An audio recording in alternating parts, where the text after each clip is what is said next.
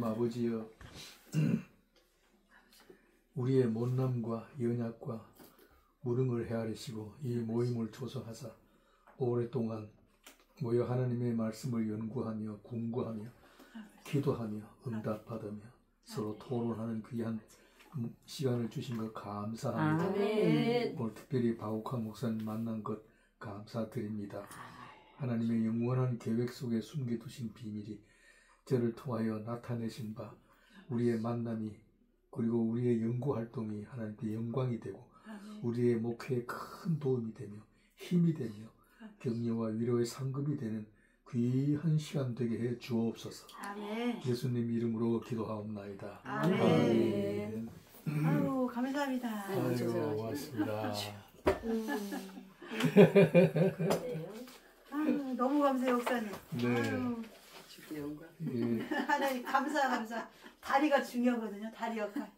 아니 왜 이 역할을 보고 있는데 다공파가 생각나는 거야 도대체. 난 그분 설교도 처음 들어봤어. 하나바 역할을 제대로 했네. 이 역할가 누군지도 모르는데 그분이 오산 위에서 사역 전도 하시고 영성이 깊으신 것 같아요. 이 책을 이제 아는 사람에게 이제 줬잖아요. 그러니까 뭐 경희대 내 동창 중에 그 잘 나가는 놈들이 있어. 경희대 부총장, 계명대학 부총장, 한국은행 부총재, 전부 다 부총재. 대단한 친구들이지. 그렇죠. 그 다음에 뭐, 그 뭐야, 대한계례원, 뭐, 원장, 이 사람들 줬어. 이걸 주니까. 난 목사 너무 어렵다. 내용이 너무 어렵다. 야, 장로 정도 됐는데 왜 어렵냐 했더니 이거 안 들어본 얘기라 힘들어. 이게 좀 쉽게 좀 써봐. 그래 내가 며칠 전부터 고민을 했어. 이게 대학 교수고 총장 정도 되는 수준에서 이게 안 통하면 더군다나 장로들인데 이게 문제가 있구나. 그 내가 조금 전에 권수한테 체크를 했잖아. 권수가 안 통하는 거야. 난 뭐 다 알고 있는 줄 알았지.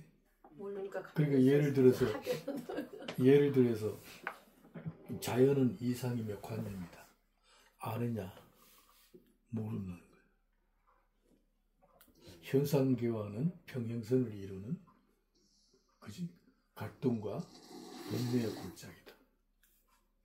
온갖 은유와 비유로 통일을 얘기하지만 해결책이 없다. 이는 철학이며 범신론이다. 그리고 우리 인간의 모든 가능성은 공간에 대한 정복의 산물들이다.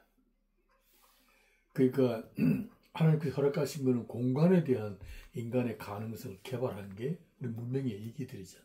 핸드폰, 자동차, 비행기 이 전부 다 하나님이 허락하신 이 공간에 대한 인간의 가능성을 끌어올린 힘의 결실들이잖아. 그 인간은 그 안에서 노는 거야. 지금 현재. 그걸 전부로 알고 그 재미가 있잖아요. 그 안에 예술이 있고 뭐 도덕이 있고 얼마나 재미있어. 행복이 있고 뭐. 거기서 노는 거야. 근데 문제는 우리 목사님들이나 또 이 지도자들도 그 속에서 뭔가를 자꾸 찾으려는 거야. 그 사람들의 사고의 진원지는 자연이라는 거야. 자연으로부터 끌어올린 가능성들이거든. 근데 우리는 자연으로부터 올라오는 것을 진리로 규명하지 않아요. 예수님은 그걸 얘기하지 않고 우리는 우리의 모든 사고력이나 상상력이나 삶의 실현의 어떤 가치들의 진원지는 하나님이야. 우리는 하나님으로부터 올라오는 어떤 상상력을 가지고 살아야 되는데 그걸 이제 성경을 연구하는 재미고 또 그 안에서 이제 진리와 생명을 그리스도 안에서 발견하는 건데 우리 설교들을 이래 들어보면 이 자연으로부터 끌어올린 그 소위 자연의 가치들이죠. 도덕이나 예술이나 얼마나 멋있어요. 사회적인 어떤 사회적인 윤리나 그 공동체 의식이나 그리 서로 도모하기 위한 희생이나 봉사나 헌신 이런 게 굉장히 좋잖아요. 아름답잖아요. 가정의 행복이나 자녀 교육의 위로나 상급을 바라보는 소망이나 가정이 만들어내는 삶의 재미가 얼마나 많아요. 근데 너무 거기에 초점을 맞춰서 설교도 하고 성경을 해석하더라 이게야. 그건 하나님의 뜻과는 거리가 멀다. 우리는 자연으로부터 올라온 것 말고 하나님으로부터 올라오는 예수 그리스도 안에서 나타난 계시죠, 계시. 그게 성경이잖아요. 그러니까 성경을 통하여 우리가 뭘 발견해야 되냐? 하나님에 대한 지식을 쌓아가야 된다. 그러려면 자연에 대한 일반 의충이죠. 이 자연에 대한 이해도 있어야 되거든요. 이거 없으면 설득력이 없으니까. 그런 측면에서 이걸 썼는데 오늘 지난 시간에 우리 롯에 대한 얘기했지만 우리의 롯도 떠나보낼 때가 됐다.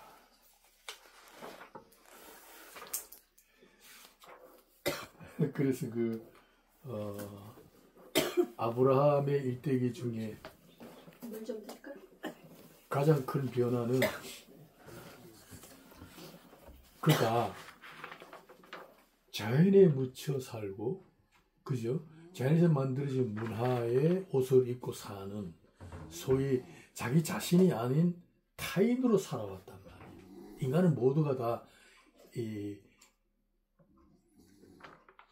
자기가 아닌 타인의 옷을 입고 살고 있는데 그걸 모르잖아요. 그게 바로 우상숭배잖아요. 아브라함을 거기서부터 불러냈거든. 그 아브라함이 쭉 살아오다가 많은 실수와 실패를 통하여 하나님의 은혜의 영광을 만나잖아요. 어디서 만나느냐? 바로 아내를 바로에게 빼앗기는 그 순간에 하나님을 배우잖아요. 하나님의 신실하심, 하나님의 언약에 대하여 하나님이 얼마나 신실하시고 하나님의 의로우시고 하나님은 정말로 절대적으로 선하시다는 사실에 눈을 뜨잖아요. 눈 뜨고 난 다음에 롯을 떠나보내잖아요. 지난 시간 공부했죠? 네. 그러니까 롯을 떠나보낸다는 게 뭐야? 학문적으로 말하면 자연으로부터 하나님께로 떠나가는 거야. 그의 사고방식이 구원은 얻었지만은 아직도 세상에 머물러 있던 자기의 자연의 가치지요. 생존 기술이죠. 얼마든지 위협이 닥치면 하나님보다는 그 현실 문제를 해결하기 위하여 자기가 터득한 생존 기술을 발휘하잖아요. 기도도 안 하고 막 우선 그쪽으로 기울이잖아요. 그때 이제 하나님에 대하여 눈을 뜨면서부터 롯을 떠나버려. 롯을 떠난다는 뭐야? 이제는 인간적인 자기 방어 기제를 버리겠다는 거예요. 자기 보호를 하는 젊은 청년 조카 롯이 곁에 있다는 것은 75세의 고령인 아브라함에게는 힘이 되잖아요. 굉장한 힘이죠. 노인 돼봐요. 젊은이가 옆에 탁 버티는 게 얼마나 힘드는데. 그걸 떠나보내잖아요. 우리도 힘이 되는 거야. 그렇지. 그러니까 그거를 떠나보낸다는 것은 뭐야? 이제부터 나는 하나님만 의지하겠다는 신앙적인 결단이야. 그래서 신본주의로 돌아서는 거야. 아까 얘기한 이 우상숭배의 옷을 입고 있던 이 자연에 묻혀있던 자신의 사고방식이나 생활 양식을 떠내보내고 모든 힘의 근원이 이제 하나님께 붙어라. 하나님만 의존하여 살겠다라는 결단을 내린 겁니다. 그게 지난 시간에 우리 공부한 거예요. 네. 우리의 롯도 떠나보낼 때가 됐다. 이 결론입니다. 신앙은 그렇게 발전하는 겁니다.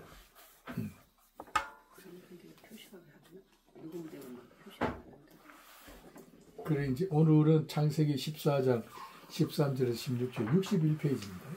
61페이지.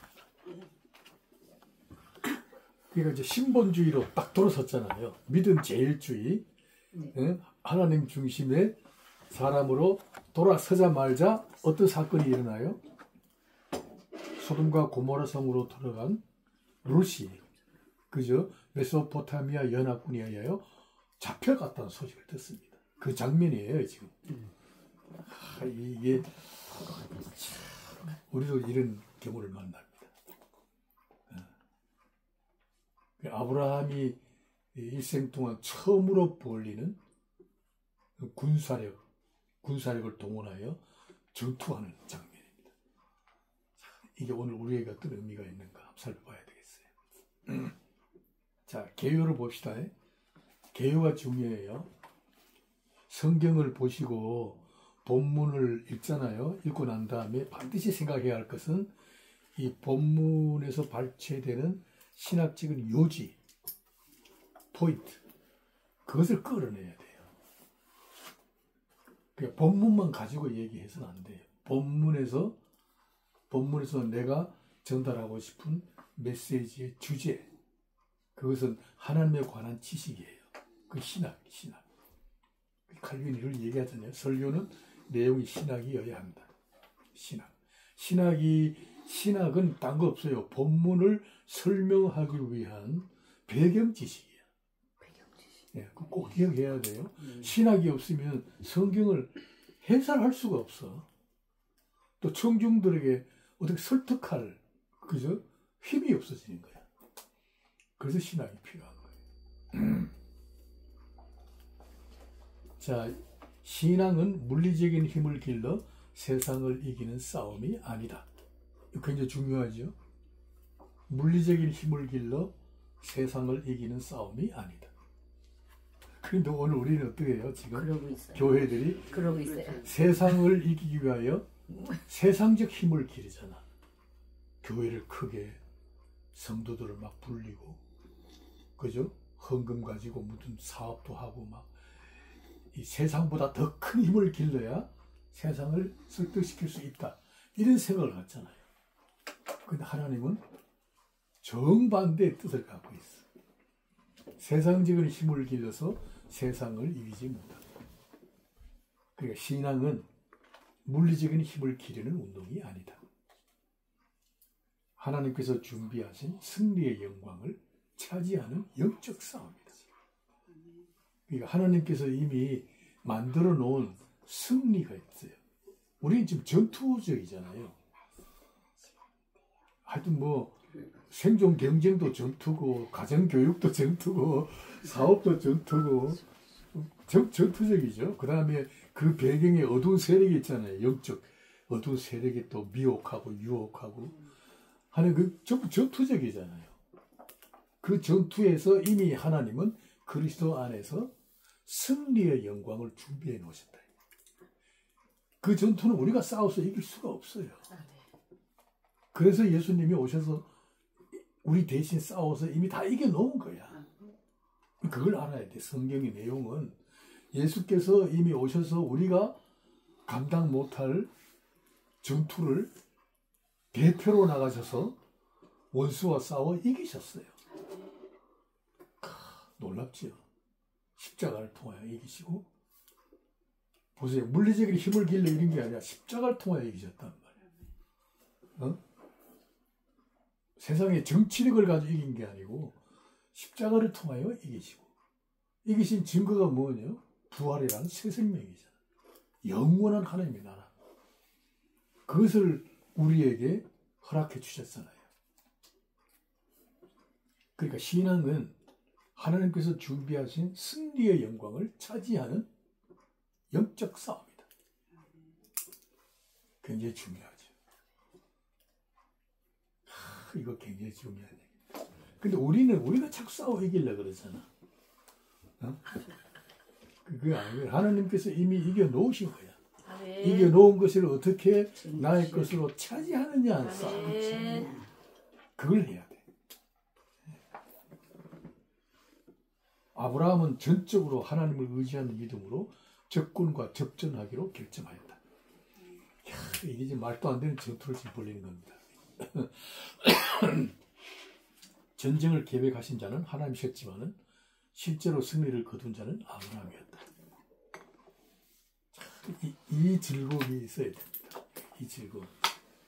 자, 구체적으로 들어가 보겠습니다. 포로가 된 롯을 구하기 위한 전쟁이 벌어집니다.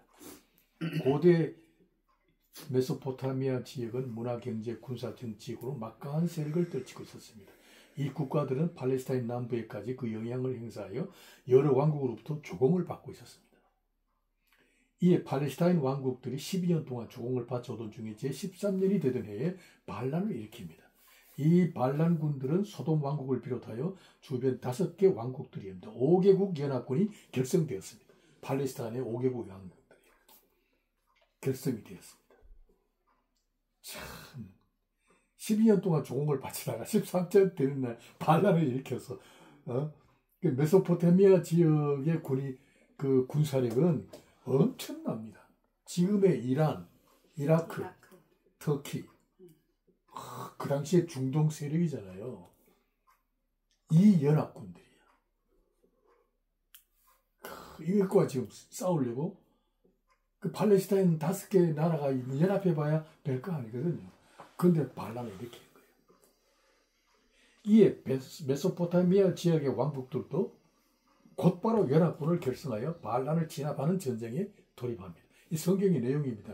창세기 14장 13절에서 16절까지예요. 진압군의 주력 부대는 엘람 왕 그돌라오멜, 이 유명하잖아요. 그돌라오멜. 지금 페르시아 지역에 막강한 군사력을 가진 왕이었다. 그돌라오멜 왕이 주도하는 주변 왕국들은 지금의 이란, 이라크, 터키다. 팔레스타인 연합군과는 비교도 안 되는 막강한 군사력을 결집한 겁니다. 이 전쟁이. 자, 전쟁이 시작되자 이들 진압군은 팔레스타인 연합군을 단번에 격파해 버립니다. 뭐 전쟁할 것 없지요. 뭐 상대가 안 되는 거지요. 팔레스타인 그리 봐야 뭐 얼마 돼요. 주변 국가. 요르단 동편에 모압, 암몬, 뭐가 있어요? 없어요. 그 연합군들.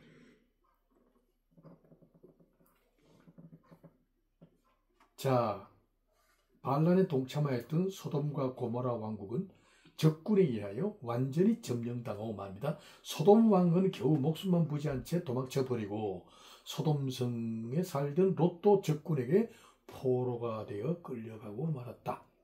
지금 여기 주인공은 뭐예요? 이 거대한 전쟁이 우리가 알아야 돼요. 이 거대한 전쟁이잖아요. 역사적으로 굉장히 거대한 전쟁이었어요. 실제적으로. 이 거대한 전쟁의 주인공이 누구냐? 아브라함과 롯이야. 성경 그걸 얘기하는 거지. 그걸 알아야 돼. 그돌라오멜이 아니야.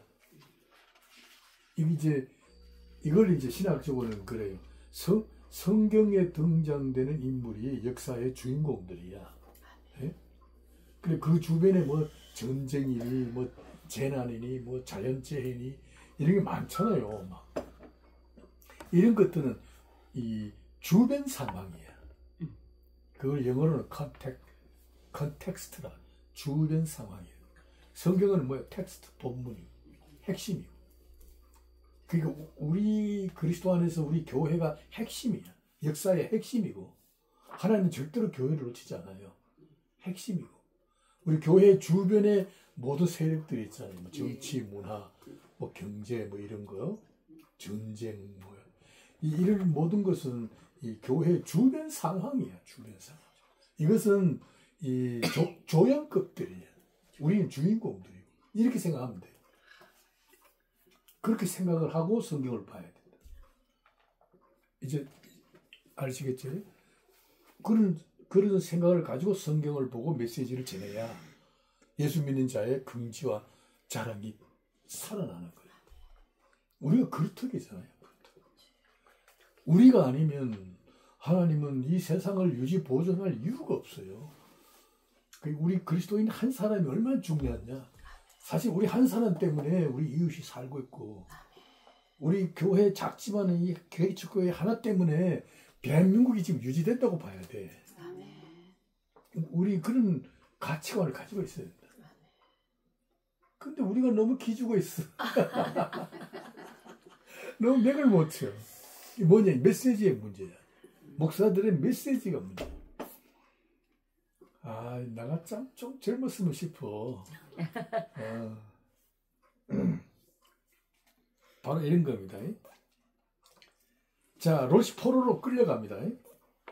이게 전부 다 배경에 누가 계셔요? 하나님이에요. 그걸 알아야 돼요.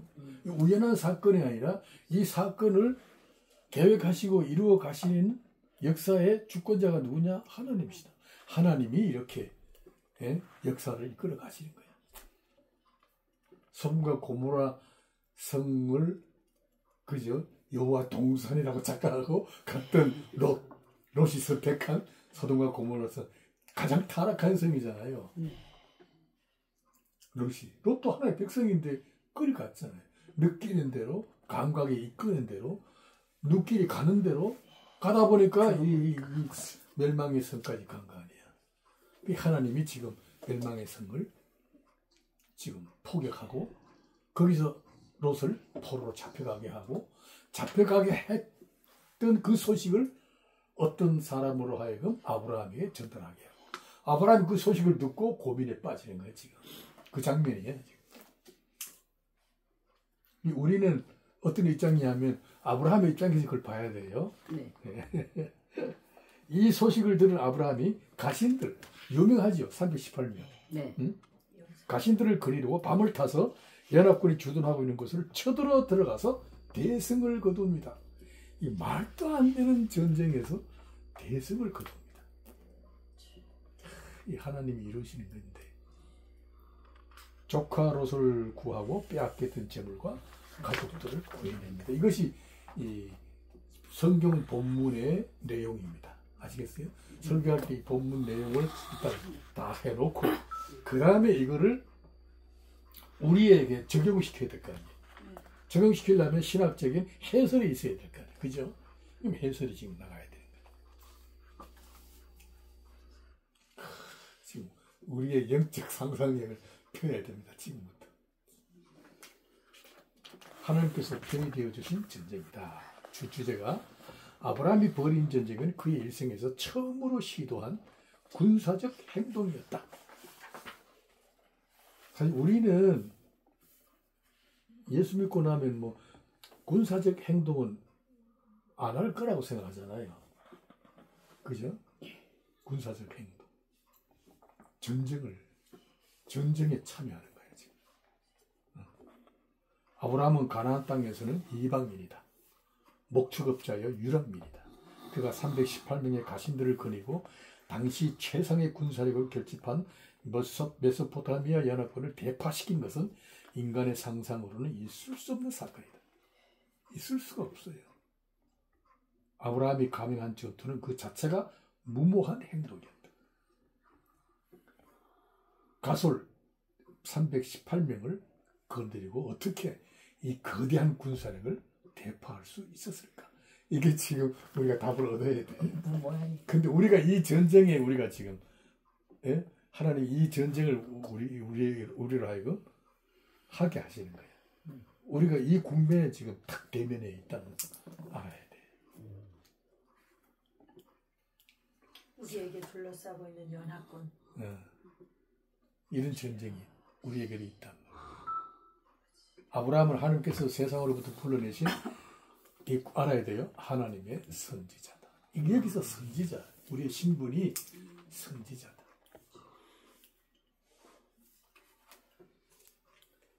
아브라함이 누구냐? 우리가 신분을 알아야 문제가 풀려져요. 우리도 선지자다. 우리 개혁주의는 뭐예요? 만인 제사장주의요. 만인 선지자잖아요. 그리스도의 왕, 그리스도의 제사장, 그리스도의 선지자.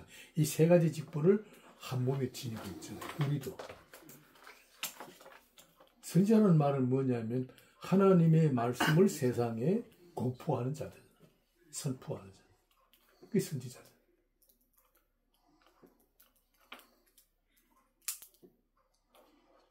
그는 이미 자연인이 아니다. 자, 여기 설교할 때 이런 거 해야 돼요. 자연인이 아니다. 오늘 예수 믿는 사람 한 사람에게도 이걸 떠올려줘야 돼요. 당신들은 자연인이 아니다. 응? 물질과 함께 살아가는, 그죠? 그 일생이라고 하는 강건함의 80을 사는 이 세상과 더불어 살아가는 일생이 전부가 아니다. 그는 하나님을 의지하고 고향을 등지고 하나님께서 지시하는 땅으로 떠난 믿음의 순례자다. 세상을 전부로 살아가는 사람과 같지 않다. 벌써 다르죠. 세상은 아브라함에게 있어서 잠시 머물러 사는 나그네 사람. 그의 도착지는 하나님 예비하신 성 곧 천국이다. 성경에서 아브라함의 생애를 이렇게 설명하고 있다. 한번 읽겠습니다. 이 사람들은 다 믿음을 따라 죽었으며 약속을 받지 못하였으되 그것들을 멀리서 보고 환영하며 또 땅에서는 외국인과 나그네임을 증언하였으니 그들이 이제는 더 나은 본향을 사모하니 곧 하늘에 있는 것이다. 이러므로 하나님이 그들의 하나님이라 그를 가지심을 부끄러워하지 아니하시고 그들을 위하여 한성을 예비하셨느니라. 여기 우리 외국인과 나그네로 잡처하며 살았다. 좀 이럴 수 있으면 좋겠어요. 근데 이게 젊을 때는 괜찮은데 나이가 어느 정도 들면 실감이 가. 이 세상은 곧 떠나갈 곳이지 내가 영원히 발붙여 살 곳이 아니다. 이게 지금 순간마다 다가오잖아요. 여기도 지금 연세들이 나보다는 많이 후배지만 점점 또 다가오잖아요. 얼마 남지 않은 인생 두고 우리가 그걸 느끼잖아요. 나그네다, 외국인이다. 내가 내 뼈를 여기 영원히 묻힐 곳이 아니다. 우리 예수 믿고 물어보세요 한번. 예수 믿고 천국 가고 싶지.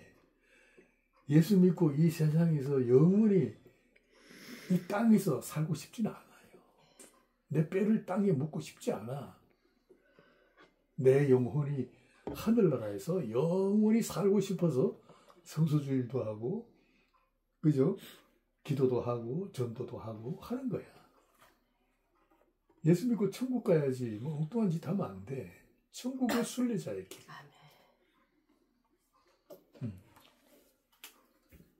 자, 성경에서 믿음을 가리켜 믿음의 사람을 가리켜 아브라함의 자손으로 선언합니다. 읽겠습니다. 너희가 그리스도의 것이면 아브라함의 자손이요 약속대로 욥을 이어지리라. 그러므로 이제부터 너희는 외인도 아니요 나그네도 아니요 오직 성도들과 동행할 시요 하나님의 권속이라.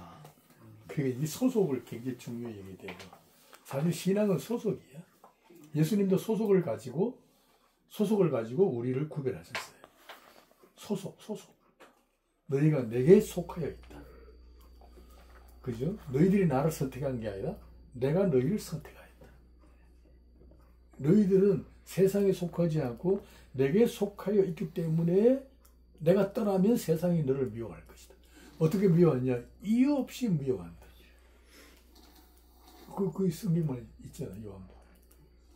우리는 소속이 하늘나라의 시민권이고 하나님의 권속이기 때문에 세상 사람들로부터는 언제나 시기의 대상, 시비의 대상, 언제든지 조롱의 대상. 그러니까 하나님께 속한 하늘의 시민들이라면 하나님께서 적극적으로 편이 되어 주시는 자들이다. 하나님이 우리 편에 계신다.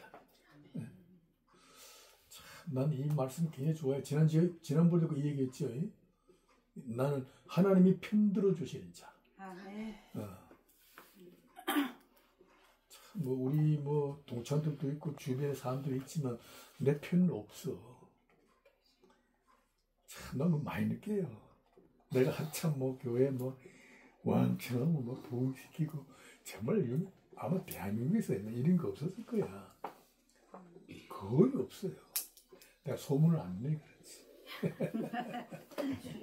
없잖아. 그렇게 할 때는 가만히 있는데도 얼마나 오늘 정치권에서, 총회에서, 노회에서, 동창회에서 많이 와. 가만히 있어도 와. 근데 내가 자리가 없어지고 쇠약해지고 은퇴하니까 갑자기 모든 게 절벽이야. 전화 한 통도 없고, 물론 인사도 안 하고. 그렇게 돼. 이게 내 얘기가 아니야. 여러분 얘기야. 앞으로 다 그렇게 돼. 없어. 일단 그 교회 떠나면 교회를 지키고 있어야지. 그러니까. 그게 절벽이야. 여기 저 인터넷에 조금 전에 끝까지 읽었는데 그 목사님 아마 통합 중인 것 같아. 그 일생을 개척해서 너무 가난해서 막 그래 해서 한 300명인가 되는 교회를 부임해서 제대로 이제 목회를 30년인가 40년을 했대. 근데 뭐 사립도 얼마 안 되는 거 가지고 애들 미국 유학도 시키고 그랬대요 또. 그냥 기도만 하고 그냥 하나님께서 다 준비해 주셨다 생각하고 그렇게 살았대.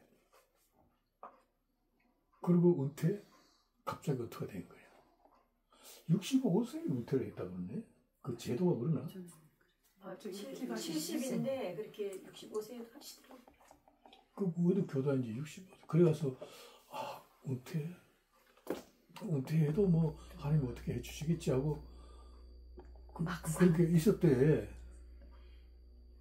그러니까 어느 날 서부장로 오더니 목사님 사택을 비워주셔야 됩니다 이러더라고. 갑자기 사택을 돈을 보니까 1200만 밖에 없대. 통장에, 자기 통장에. 교회에서는 사택에 대한 준비가 전혀 없는 거야. 그거 해야 되는데. 갑자기 어디를 가? 그래가지고 어디가 소문해가지고 저 변두리에 그 전세도 아니고 월세, 한 달에 월세 30만 원 주고 500만 원 계약하면 30만 주고 방 한 칸, 거실 하나, 목욕탕 하나 있는 조그만한데 거기에 들어간 거야. 그래서 하나님 어떻게 해주시겠지 하고 들어갔대. 보니까 어떻게 안 해주시더래.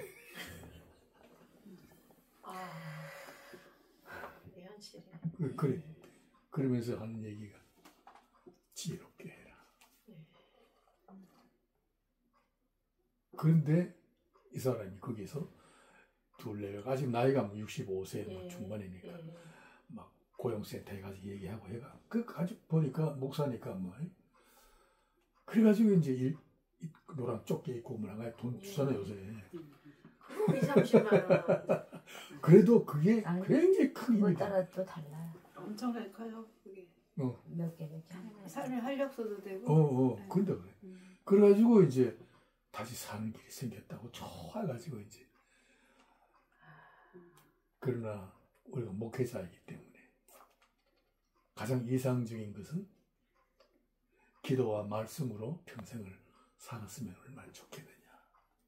노란 조끼 입고 살지 말고 영적 지도자니까. 그래 현실에 대한 지혜가 있어야 된다. 그 얘기를 하더라. 그 얘기 들으니까 나는 참 행복하다 싶다. 행복해. 예. 우리가 이 택하신 족속 왕 같은 제사장. 이것은 영적인 하나의 신분이고 이건 자랑과 영광이죠. 우리는 하나님의 소유가 된 백성, 하나님의 영광을 찬송할 자로 지명된 사람들, 물질만을 추구하는 자연인들과는 판이하게 다른 신분, 하나님께서 지어주신 이름이다. 이게 신분적으로 우리는 달라요. 하나님이 지어주신 이름이야. 이 신분은 영원해. 아멘. 영원한 신분. 그리고 이번 주로 넘어갑니다. 이제 신분에 대한 확신을 가지가 돼요. 신분. 자, 아브라함은 이미 그곳 사람들에게 이름이 나오는 히브리 사람이다. 아브라함이 이름과 함께 붙어다니는 수식어가 뭐냐? 히브리 사람이란 것. 여호와 하나님을 의지하고 사는 사람. 그 이름이 아주 유명해졌음을 암시하는 기록입니다. 읽겠습니다. 13절. 도망한 자가 와서 우리 사람 아브라함에게 구하니 때에 아브라함이 아모리 족속 마므레의 상수리 숲을 근처에 거하였더라. 여기 히브리 사람 아브라함에게 구하니, 여기 힌트가 있잖아요. 아브라함은 그곳 히브리 사람이라는 별명이 붙어 있었다. 히브리라는 강을 건너온 사람의 뜻이에요. 메소포타미아 강을 건너온 사람. 그러니까 이 아브라함은 갈대아 우르를 떠나 강을 건너왔던 나그네야. 강을 건넌 자는 정처 없이 떠돌아다니는 사람의 뜻이에요. 일정한 거주지가 없어요. 유랑민이야. 그러니까 초목기 있고 물이 넉넉하게 흐르면 양떼들을 거느리고 어디든지 이동하는 사람이에요. 일정한 거주지가 없어. 히브리 사람이에요. 오늘 우리가 히브리죠. 우리가 정처 없이 가라는 대로 가는 거고, 예, 이렇게 떠돌이로 살다가 본향에 도착하는 거죠. 예. 아브라함은 낯선 땅에서 오직 하나님을 의지하여 살고 있다. 그곳 가나안 땅에 정착민으로 살고 있던 자연인들과는 달리 하나님 중심의 믿음의 사람이다. 우리도 그렇게 살아. 어찌 얘기해서 안 되지만 저는 잠깐 떠돌이로 살았어요. 내가 언제 얘기했죠. 내가 신학생이 되면서부터 이사한 걸 42번인가 3번까지 시야하다가 못 시야했어. 하도 이사를 많이 해가지고. 그냥 한 달 만에, 보름 만에 떠난 적도 있어. 이사를. 그래서 하나님 보존시키시고. 그래서 그 선배가 그러더라고. 남목사, 그냥 큰 트렁크에다가, 예, 옷가지 같은 거 이래 해놓고 가라. 그러면 가방만 들고 나올 수 있도록 그렇게 준비해라.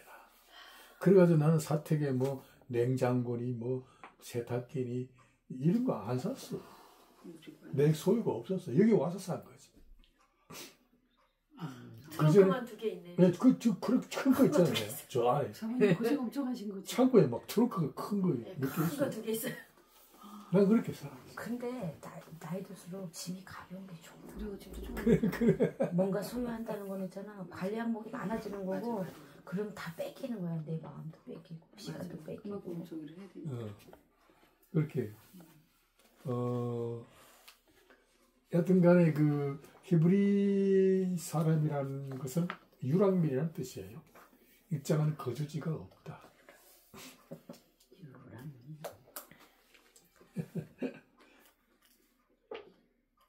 아브라함이 결행한 전쟁은 배후에 하나님이 계셨다.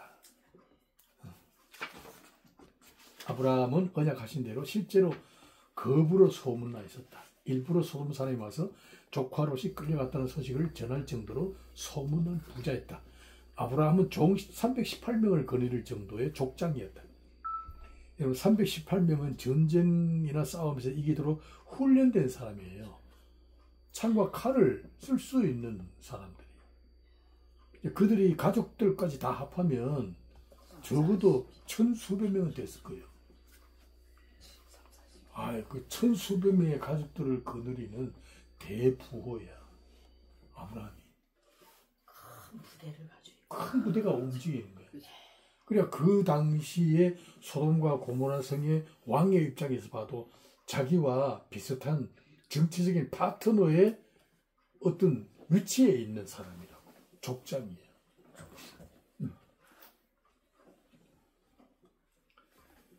조카 롯은 주어진 선택권을 가지고 아브라함을 떠나서 도착한 곳이 소돔과 고모라, 지금 적군에게 짓밟힌 폐허가 되었고 롯 자신도 포로가 된 처참한 신세다. 믿음으로 시작하였다가 율법으로 마친 자의 말로다. 요게 이제 하나의 힌트죠. 믿음으로 그 로마서에 아브라함이 참 바울이 얘기했잖아요. 유대인들을 보고 믿음으로 시작했다가 율법으로 마치느냐. 시작은 믿음으로 했다가 율법으로 마쳐. 사실 믿음이라는 것은 율법의 반대 세계잖아요. 이거 참 우리 이해를 해야 됩니다. 믿음. 이 믿음의 가치가 얼마나 존귀하고 영광스러우냐면 율법에 갇혀 있지 않다는 거야. 자유란 뜻이잖아요. 율법이란 뭐예요? 법대로 사는 거 아니에요. 사람이 법대로 살아봐. 더구나 하나님의 법 앞에서 그죠? 누가 자신감을 가지고 살겠어요? 하나님의 법은 영적 법이기 때문에 마음속에서 일어난 것까지도 하나님의 법대로 다 재단을 해버리면 그게 안 걸릴 사람 누가 있어요? 죄인이죠. 심판의 대상이고. 그 자유가 없죠. 무거운 짐을 안고 살아가야 돼요. 율법의 무거운 짐을 안고 살아가는 겁니다.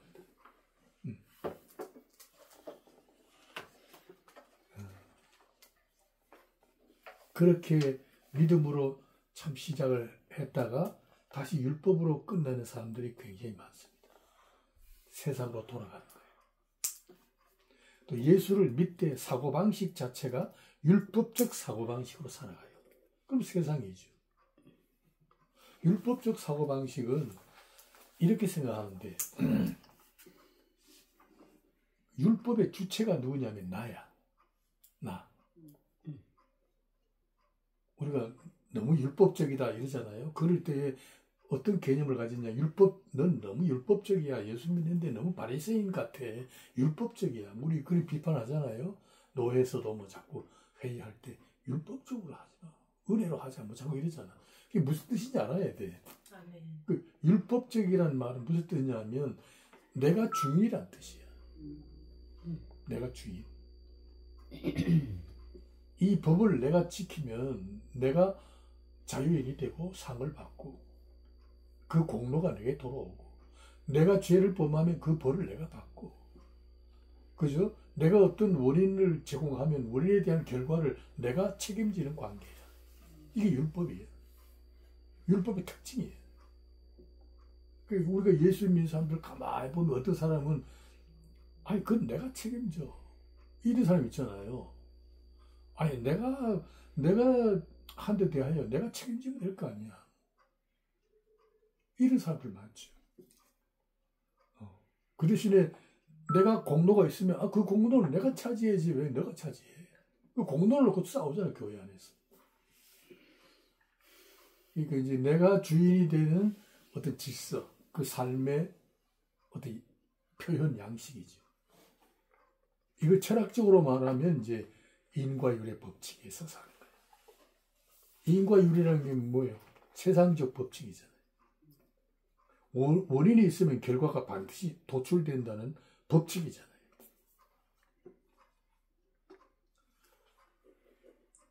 이게 율법이에요. 그런데 믿음과 은혜는 동일한 개념입니다. 믿음과 은혜는 어떤 뜻이냐면 내가 주인이 아니고 하나님이 주권자라는 뜻이에요. 하나님 주권자. 나의 것은 처음부터 없었다. 지난 시간에 공부했죠. 내게 있는 게 있다면 하나님께서 맡기신 것이 있을 뿐이다. 이게 얼마나 놀라운 거예요. 하나님께서 맡기신 것이 있을 뿐이다. 내 소유는 없다. 태어난 것도 그죠? 내가 가지고 있는 물질도 건강도 하나님께서 맡기신 것을 내가 누리고 소유할 뿐이다. 내 자녀들도 내 기업도 맡기신 것이다. 그런 사고방식으로 살아가는 사람이 믿음 혹은 은혜라고 하는 거예요. 개념이 좀 다르죠. 많이 다르죠. 교회 안에서 성도들에게 어떤 사고방식으로 살게 해야 될까요? 맡기신 것이 있을 뿐이다. 이 생각을 놓치지 말라. 그렇게 가르쳐야 돼. 예수 믿는 사람 특징은 뭐야? 맡기신 것이 있을 뿐이다. 건강도 맡기신 것이다. 그렇다면 건강관리 맡기신 거 잘 관리해야 되겠죠. 그러니까 내가 함부로 사는 건 안 되겠죠. 먹는 것도 함부로만 먹는 것도 이것도 안 되는 거야. 잘 관리해야지. 아깝다고 유통기한 지난 거. 그러니까 아깝지만 기꺼이 버리고. 네. 잘 관리해야 돼. 우리 가정도 잘 관리해야 돼. 우리 물질도 사업도 지혜롭게 잘 관리해야지. 나는 그 설교할 때 그랬어요. 우리 성도들에게 옛날에 한참 내가 막 쏟아낼 때, 여러분 하나님께서 맡기신 사업, 하나님께서 맡기신 식당, 내 칼국수집을 하더라도 맡겨냈으면 잘해야지. 그거 왜 못하냐? 안 되면 보따리 싸들고 강대생 앞에 엎드려봐. 답이 나올 거야. 뭔가 안 되는 원인이 어디 있어? 인과율의 법칙에 쌓여있기 때문이야. 그 율법 아래 있으면 일이 안 돼. 내가 그렇게 설교를 했어. 소위 그러니까 오늘 아브라함이 바로 그런 거 아니야? 이 전쟁이 말도 안 되는 전쟁을 하잖아요. 이 무모한 전쟁이잖아요. 이걸 하는 거예요. 믿음으로. 믿음의 세계의 가능성은, 그죠? 하나님을 배경으로 사는 것이고, 하나님이 허락하신 전쟁이기 때문에 기꺼이 뛰어드는 거예요.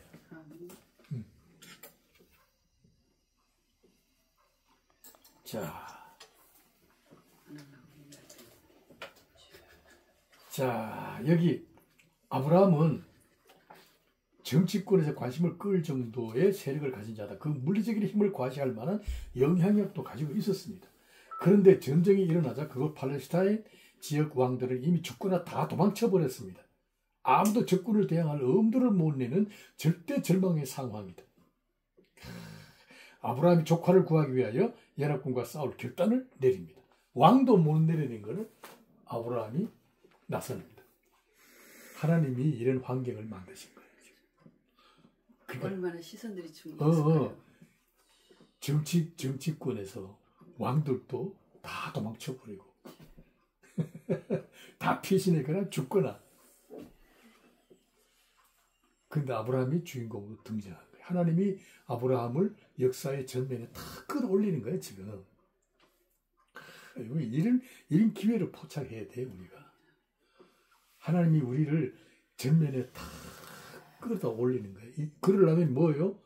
이 말도 안 되는 무모한 전쟁을, 그죠? 감행하도록 만드시는 거예요. 정말 무서웠겠죠. 자, 조카 롯을 구하기 위한 연합군과의 싸움을 하겠다 결단을 내립니다. 팔레스타인 지역의 5나라 연합군을 단번에 제압한 대규모의 병력과 싸웁니다. 이 5개 연합군이 해서 감당 못할, 정말로 세계에서 가장 강력한 연합군, 메소포타미아 지역의 중동 지역의 연합군과 대항하여 싸울 결단을 내립니다. 318명 가지고.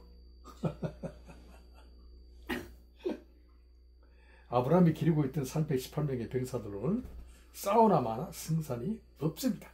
질 것이 뻔한 자살행위다. 그럼에도 불구하고 조카 롯을 구하려고 막강한 군대와 전투를 벌였다. 이 무모한 전쟁을 아브라함이 자신의 군사력을 믿고 덤볐다고 할 수 있을까? 이게 질문이에요. 이게 상시설에서 있을 수 있는 일인가요? 이 싸움을 누가 붙였을까? 아브라함 자신이 내린 결론인가? 아니면 하나님께서 의도적으로 붙이신 싸움인가? 우리는 뭐예요? 하나님의 의도라고 봐야지. 하나님께서 계획하신 뜻대로 이 모든 이 전쟁의 상황을, 그죠? 아브라함 중심으로 다 끌어올리는 거야. 모든 세상의 관심을 아브라함에게 쏟아내신 거예요. 이거 우리가 주인공이에요. 우리가 주인공.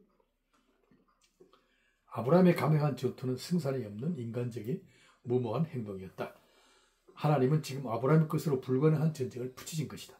세상에서 최상의 전투력을 갖고 있는 연합군을 상대로 하는 싸움이다. 이것은 다윗과 골리앗의 결투를 연상케 하는 전투다. 오늘 주제입니다. 다윗과 골리앗 주제. 오늘 여기서 내가 한번 물어볼게요. 다윗과 골리앗 싸움 알죠?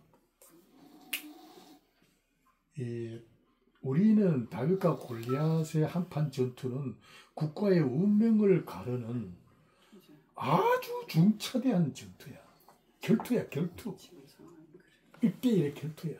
1대1로 싸우자는 거 아니야. 근데 이스라엘을 대표하여 사울이 나가야 되잖아요. 사울은 군사 전문가잖아. 또 군사 전문가를 세워달라고 아우성 쳐서 사무엘이 기름 부어잖아. 하나님 허락받아서. 그러니까 사울 왕은 이 인간의 가능성인 군사력을 상징하는 왕이잖아요. 우리 그걸 알아야 된다. 하나님이 원치 않는 왕이에요. 사사시대가 끝나고. 왕을 달라. 그렇지, 왕을 달라. 우리도 저는 전투에 능한 왕을 달라. 그래가지고 막 데모해가지고 허락받아서 세운 왕이 사울 왕이죠. 이스라엘은 신정 국가거든요. 하나님이 왕이죠. 그런데 백성들은 하나님이 왕인 것은 싫다 이거야. 우리 눈에 보이는 이 군사 전문가 필요하다. 우리의 생명과 재산과 우리 자녀들을 지켜줄 힘센 왕이 필요하다 해서 세운 게 사울 왕이잖아.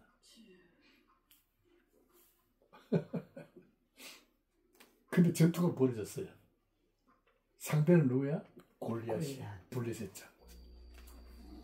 골리앗이 2m 80이야. 3m 가까워. 산 같아, 산 같아. 아, 참.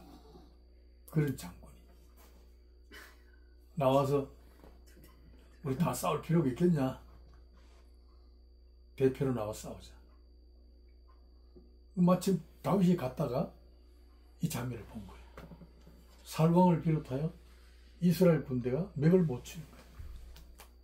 근데 소년 다윗이 피가 거꾸로 오르는 거예요. 그 소년 다윗은 군인도 아니고 전투력도 없어. 양치기 목자야. 근데 그 장면을 보고 분통을 터뜨린 거예요. 어찌하여 하나님의 군대가 저 할례받지 못한 원수에게 저렇게 꼼짝 못하느냐. 그래서 지금 내가 나가겠다. 그래가 뭐 이런 지하에 네가 무슨 소리야. 그때 뭐라 그래? 다윗이 여호와 하나님을 대한 여호와 하나님. 나는 칼과 창으로 나는 망군의 내가 양을 지킬 때 고의 발바닥에서 사자의 발등에서 그죠? 내 아비의 양을 지킬 때 내가 가서 뺏었나이다. 저 할례받지 못한 자에게 하나님이 나를 지켜주지 않겠느냐. 그러니까 다 같이 하나님을 믿는 사울왕이라도 하나님 얘기를 하니까 맥을 못 치는 거예요 또. 그지? 그럼 한번 나가봐라. 그 대신에 자기 입도 갑옷을 입히잖아. 그러니까 기껏해야 사울이 할 수 있는 것은 전투 전문가로서 자기 갑옷을 입혀주는 거야. 얼마나 불편해. 벗어던지고 엘라 골짜기에 시냇가에 조약돌 죽으면서 얼마나 기도했겠어. 그러니까 돌팔매로 때려눕히잖아요. 우리가 그 장면과 똑같은 장면이 아브라함에게도 일어나는 거예요. 다윗이 골리앗 앞에 나가는 것은 누가 봐도 승산이 없어. 이건 전투는 하나마나 지는 거야. 그런데도 다윗이 나가.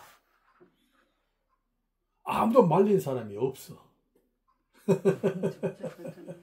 가승산이 없으니까. 그러니까 이건 뭐예요? 하나님이 붙이신 싸움이다. 하나님 붙이신. 우리가 그걸 알아야 돼요. 하나님이 다윗을 골리앗 앞에 내보내면서 그죠?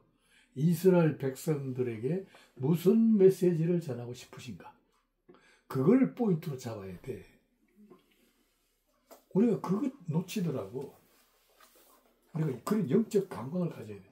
하나님이 말도 안 되는 국가의 운명을 가르는 한판 결투에 이 소년 다윗을 골리앗 앞에 내보내시면서 하나님은 하나님의 백성, 자기 백성들에게 무슨 말씀을 전하고 싶은가? 그게 설교의 주제여야 돼. 또 성경이 그걸 얘기하고 싶은 거야. 그리고 다윗이 뭐라 그래? 너는 칼과 단창으로 내게 오거니와 나는 네가 모독하는 이스라엘 군대의 하나님의 이름으로 가노라. 뭐야? 너는 물리적인 힘을 가지고 내게 오지만 나는 영적 힘을 가지고 왔다. 대한민국 목회자들이 다 그랬으면 좋겠어. 아, 그래야지. 이게 무슨 뜻이야? 설교를 어떻게 해야 되겠어요? 근데 우리는 설교를 어떻게 하냐면 다윗같이 우리가 담대하게 막 달게 들자 이런 거 아니야. 네가 아니야, 내가 하지. 하나님. 우리가 너무 실질적으로 그 무모한 전투를 물리적인 힘을 계산해가지고 막 달려드는 거야. 믿으면 된다 뭐 이래가지고 믿으면 되는 게 없어. 하나님이 허락하셔야지. 우리가 이런 메시지를 전해야 돼요. 이 싸움은 누가 봐도 지는 싸움이다. 하나님이 그걸 붙이셨다. 그러면서도 결과적으로 이겼다. 하나님이 그걸 도출해내는 거야. 어? 뭐냐면 이 전투는 군사력의 대결이 아니다는 뜻이야. 그걸 알아야 돼요. 이 대결은 힘과 힘의 대결이 아니다. 이 전투는 물리적인 힘으로 겨룰 싸움이 아니다. 오늘 아브라함과 연합군과의 싸움을 붙이셨잖아요. 하나님. 말도 안 되는 거야. 지는 거야 이거는. 그러면 우리가 어떤 메시지를 전해야 돼요? 하나님이 붙이신 이 싸움은, 아브라함이 붙은 이 싸움은 물리적인 힘과 힘의 대결이 아니다. 아브라함도 그걸 알고 나갔다. 말도 안 되는 싸움 318명을 거느리고 하나님을 배경으로 지금 전투에 임했는데 이것은 영적 싸움이다. 믿음의 싸움이다. 하나님께서 이기게 하셔야 되는 싸움이다. 이런 메시지를 전해야 돼요. 오늘 우리 교회들이 세상을 맞닿고 있잖아요. 세상을 설득시키고 세상을 교회 앞에 좀 한복시키고 싶어서 교회가 세상보다 더 큰 힘을 기르려는 생각으로 목회하잖아요. 나도 과거에 그런 생각을 조금 했었어요. 교회도 좀 화려하게 짓고 교인들도 많이 오고. 난 대전교회야. 모르는 교회여서 다 알아. 어느 교회 가면 국회의원이 우리 교회에 나온다. 시장이 우리 교회 집사다. 이거 가지고 자랑하는 거야. 우리 교회 성가대는 100명이고 우리 교회 올겐이지. 하몬드 올겐, 파이프 올겐, 교인 중앙교회 30억짜리 했더니 내가 있던 그 해천 대학교회는 32억짜리 다 부담.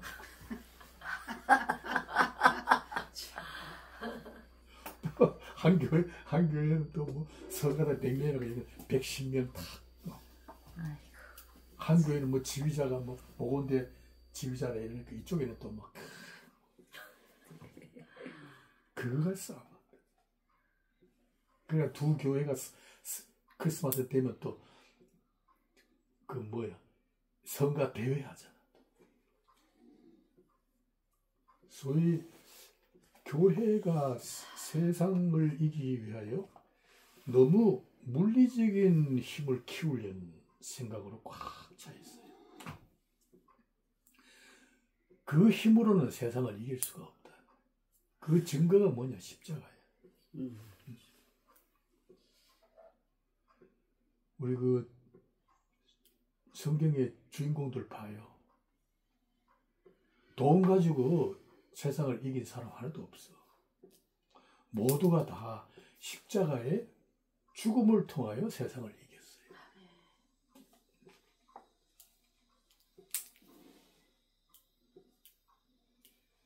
자, 밤을 타서 적진을 공격하였습니다. 적군들은 승리감에 취해 맘 놓고 잠에 빠져 있었습니다. 기습 공격을 받은 적군들은 당황한 나머지 혼비백산하여 패배를 당하고 말았습니다. 자, 전쟁의 승리는 아브라함 것이 되었습니다. 하나님께서 편들어 주셔서 거둔 승리. 아브라함의 실력으로 이긴 승리가 아니다. 하나님께서 아브라함을 하여금 전능하신 하나님 자신을 의지하도록 독려하신 결과다. 인간으로서 있을 수 없는 승리의 영광을 거두게 하심으로써 담대한 믿음의 사람으로 우뚝 서게 하신 것이다. 우리가 이런 승리를 맛봐야 돼요.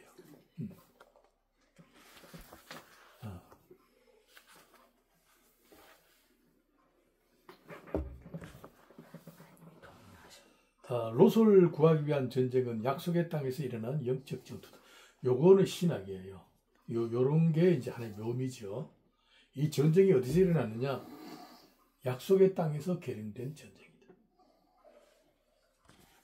약속의 땅은 처음부터 젖과 꿀이 흐르기로 약속된 땅이에요. 이 땅에서 일어난 전쟁은 누구의 전쟁이냐면 여호와의 전쟁이에요. 전쟁 이름 자체가 여호와의 전쟁. 하나님께서 친히 다스리시는 땅에서 일어난 전쟁. 이것은 싸우기만 하면 이기기로 되어 있어요. 젖과 꿀이 흐른다. 하나님이 다스리신다는 뜻에서 젖과 꿀이. 지난 시간에 공부했죠. 오늘 교회는 하나님이 다스리시는 땅이야. 그리스도의 땅, 생명의 땅, 진리의 땅이에요. 하늘나라의 뜻이 실현되는 거룩하게 구별된 땅이에요. 교회. 하나님이 다스리시는 하나님의 나라의 뜻이 실현되는 하나의 영역이에요. 그 교인들의 삶이고. 그리고 그 지체들이 갖고 있는 세상적 잠재력이 또 얼마나 커요. 거기 뭐 명예가 있고 사회적 영향력이 재물도 있고 다 있잖아요. 우리 예수 믿는 사람이 또 안 가진 게 뭐 있어요? 우리가 다 가능성을 가지고 있잖아요. 이게 다 하나님이 쓰시고 싶으신 하나의 힘이죠. 하나님이 사용하시는 하늘나라의 뜻을 이루기 위한 하나의 용병들이죠. 그걸 이제 지난 시간 설교를 하셨지만 그걸 우리 기업이라고 그러죠. 기업, 터란 말. 기업이라는 말은 하나님 나라의 유업이라는 뜻인데 그건 뭐냐면 하나님의 활동 무대야. 하나님 활동 무대. 우리 교회 안에서 성도들이 가지고 있는 현실적인 모든 잠재력, 또 현실적인 가능성, 그런 거는 하나님이 활동하는 하나의 활동 무대로서 하나님이 가용하실 아주 존귀한 것들이에요. 성도들의 재물이 얼마나 소중해요. 이것은 그냥 내 잘 먹고 잘 사자는 거 아니잖아요. 하나님 필요하시다면 얼마든지 기꺼이 바치잖아요. 그 하나님 나라의 유업자로서 갖고 있는 우리 세상적인 모든 소유, 가능성, 사회적인 영향력, 재물, 출세 뭐 이런 것들은 상당히 소중한 것 같습니다.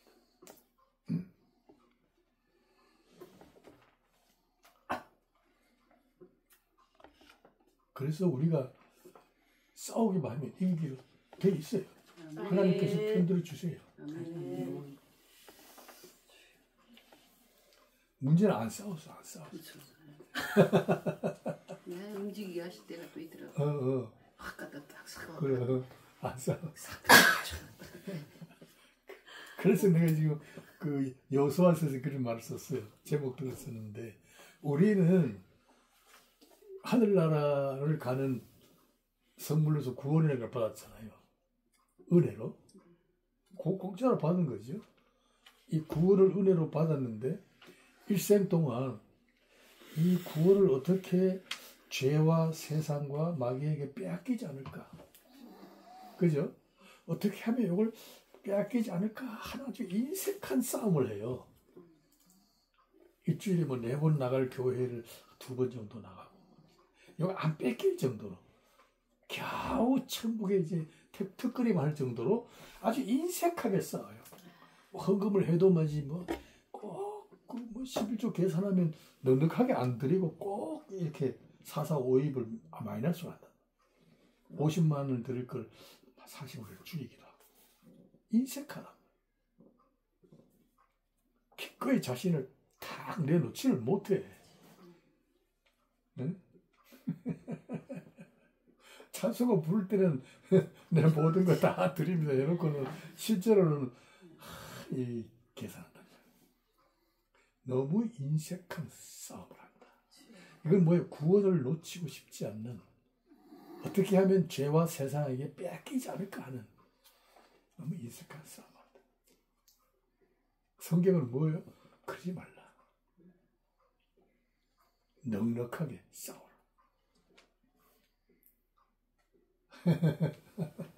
하나님이 요구하시면 하나님이 요구하신다는 거예요.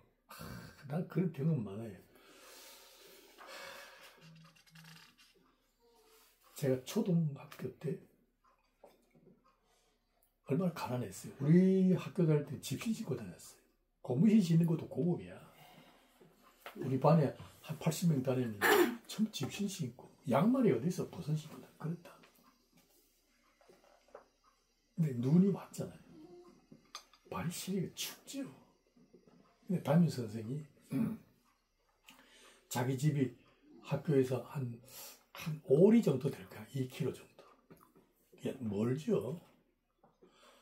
80명 중에 나를 탁 찍더니, 내가 그때 이름이 시연아, 네 우리 집 알지? 예.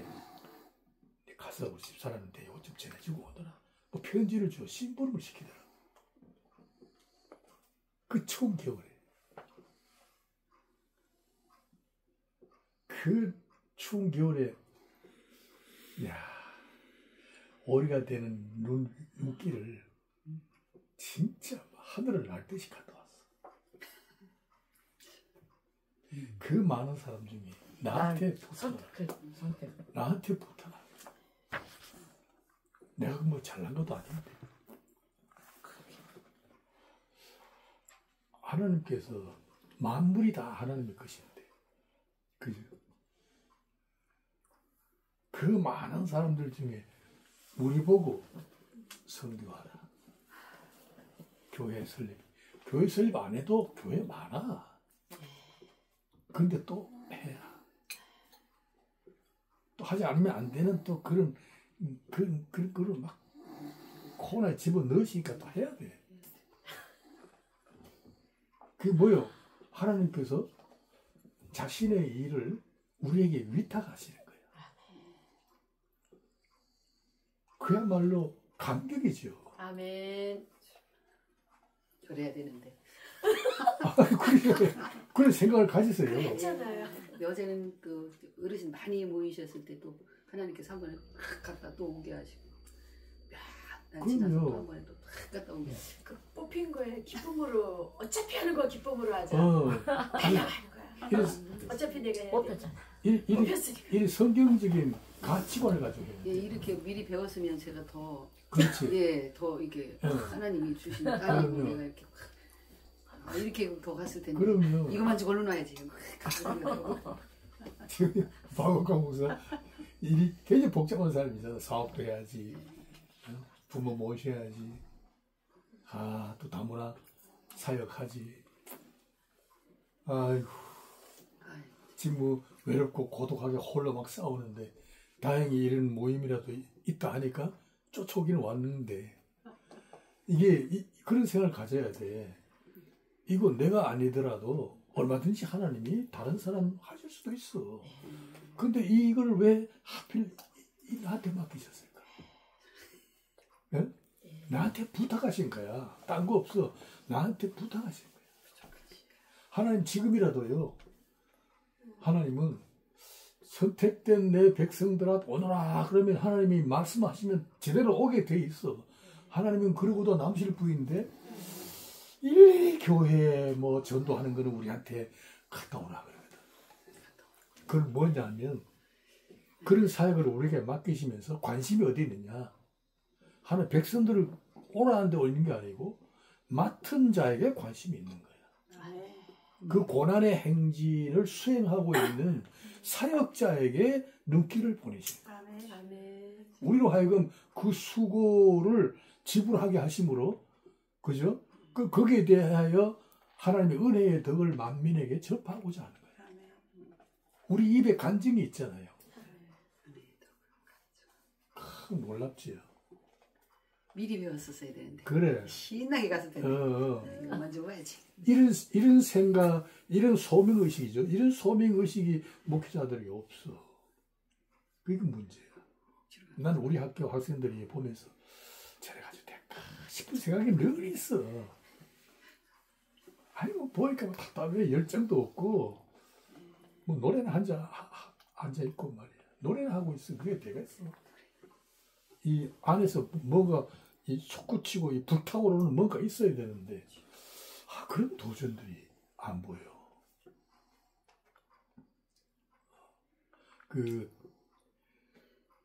제가 어제 얘기했죠. 예. 대제는 지적 공동체가 있잖아요. 소위 지식인들이 모인 연구단지라고 하는 이상한 동네가 하나 있어. 거기 출신들이 교회 나오면 좀 힘들어요. 함부로 순종 안 해. 잘 하는 사람도 있지만은 거기에 창조과학회, 윤리실천운동 뭐 이런 대표들이 뭐 우리 교회 다 나왔었죠. 그 창조과학회에 내가 한번 초빙대에 가서 설교를 했지. 전부 서울 목사들 오지 대전 목사들 초빙하지도 않아. 그래야 내가 한번 가서 이걸 얘기한 거야. 창조과학회가 한 영혼을 인도하려는 생각 버리라. 창조과학회가 고도의 과학적인 지식 가지고 한 영혼을 하나님께로 돌아오게 하리라는 생각 가지고 하시겠지. 그러나 창조과학이 그 힘을 발휘하지 못해. 여러분이 갖고 있는 고도의 과학적인 지식이 어쩌면 시골교회 목사들을 경시하는 경향이 있어 보여. 그래서 대전 목사들을 초청하지 않고 겨우 내가 우리 교회 집사 이해해서 오긴 왔지만은 기분 별로 안 좋아. 근데 우리 얘기했지. 생각을 바꾸어. 한 영혼이 돌아오는 것은 성령의 감동이 있어야 되고, 아멘. 하나님의 영원한 계획이 실현되는 하나님 주권적인 간섭이 있어야 되는 거지. 창조과학은 하나의 수단이야. 창조과학이라도 하게 하신 은혜가 환공해야 돼. 엎드려야 돼. 이거라도 하게 하시니 감사합니다. 이래야지. 그게 뭐 큰 자랑이 돼서는 안 돼. 그 목사들이 와가지고 창조과학을 하는 사람들 막 티켜 올린 거야. 정말 위대하다. 위대한 게 아니야. 하나의 수단이야. 당연히 공부한 거 하나님이 그나마 써주신 거, 이거 정말 감사할 정도가 아니라 황공하게 엎드려야 돼. 우리가 그런 정신을 가져야 됩니다. 나 그렇게 얘기를 했죠. 그리고 오늘 우리가 갖고 있는 재물, 지식, 그죠? 우리가 가용력이 있잖아요. 잠재력. 우리 교회가 갖고 있는 거 적든 크든 간에 뭐 있을 거 아니야. 가능성들이. 공간에 대한 가능성이 얼마나 많아. 응? 그 전부 다 하나님이 자기 뜻을 이루기 위한 가용력이야. 하나님의 활동 무대에서 사용될 재료들이야. 아멘. 얼마나 놀라요. 그거 써주신 것만 해도 고마워. 여러분 돈이 있어? 그거 하나님 안 써주시면 어떡할 거야? 아무리 재벌이라도 하나님이 안 쓴다 그러면 그게 무슨 소용이 있겠어. 하나님이 내가 번 돈 좀 써달라는데 좀 달라는데 야, 그 심부름 하는 거요. 하늘을 날듯이 갔다 와야지.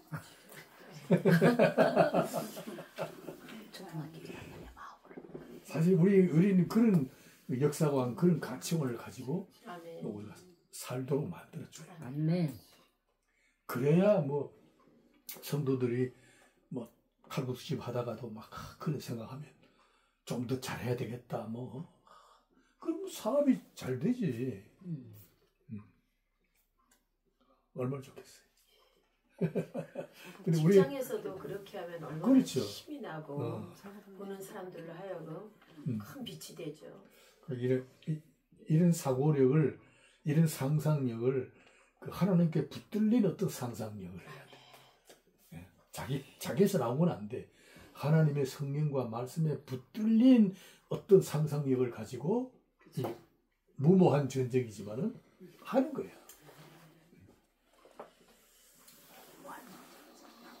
개척하는 거야, 개척하는 거야. 우리 이 목사 개척하는 거 봐. 이게 무모한 짓 하는 거야 지금. 그래도 뭐 잘하잖아요. 지금 장로들 임시 가잖아요. 4월 8일. 너무 눈물나게 감사. 그럼. 오집사가 감동인가 봐요. 교회가 자면서. 그럼 장로 둘이 있다는 거는요. 교인들 수십 명 있는 것보다 훨씬 많아. 하나님 외로 든든한 목사님이 계시는 게 지금.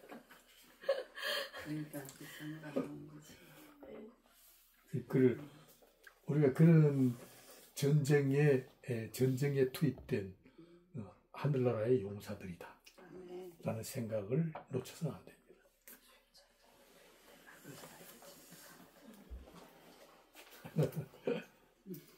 약속의 땅.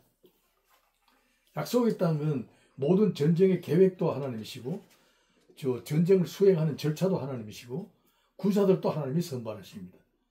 하나님께서 실행하는 전쟁이기 때문에 근원적으로 이것은 승리가 보장되어 있습니다. 네. 아까 개요에서 얘기했죠. 신앙은 하나님께서 준비해 놓으신 승리를 나의 것으로 차지하는 싸움. 네. 이런 거 해야 돼. 이스라엘 장군들은 전쟁을 수행할 때마다 여호와 하나님의 제가를 받아야 했다. 이게 중요해요. 그러니까 이거 하나님께서 물어봐야 하나님께 물어보고 해야 될까요, 말까요? 이 사업을 해야 될까요, 말까요? 그죠? 이 사역을 지금 내 생각에 떠오르는데 이걸 해야 될까요? 그렇다면 하나님이 여기에 어떤 조건을 하나님 좀 갖추게 해달라. 아멘. 난 지혜가 없으니까 네. 하나님께서 이 길을 가도록 돕는 자를 세우시고 아멘. 어떤 뭐 기이한 일들을 좀 나타내달라. 아멘. 이게 우리 기도 제목이잖아요. 아멘. 저도 지금 그런 기도 제목이 있어요.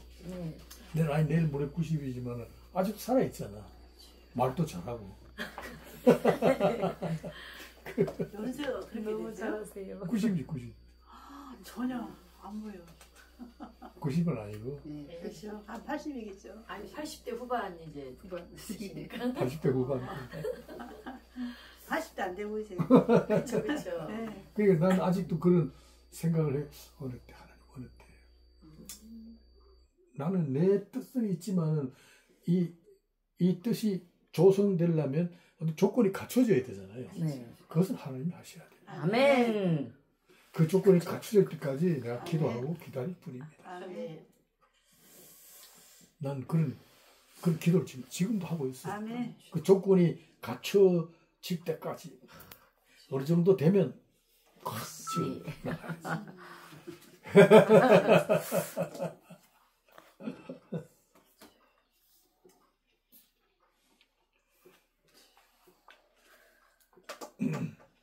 그러니까 하나님이 대답을 너에게 붙이셨다. 성경에 붙였다 있죠. 예.